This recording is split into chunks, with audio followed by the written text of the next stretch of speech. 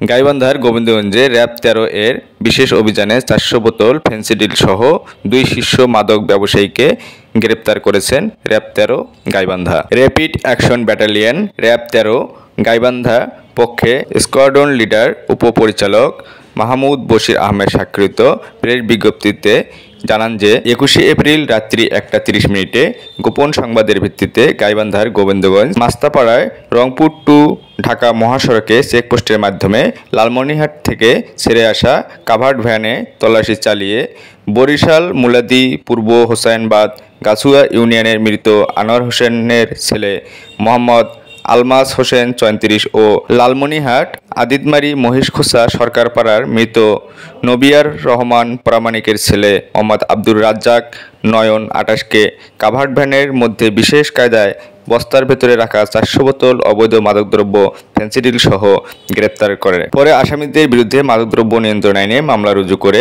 গোবিন্দগঞ্জ থানায় হস্তান্তর করা হয়েছে। আহসান হাবিব নাহিদ, সাদুল্লাপুর সংবাদ, সাদুল্লাপুর, গাইবান্ধা।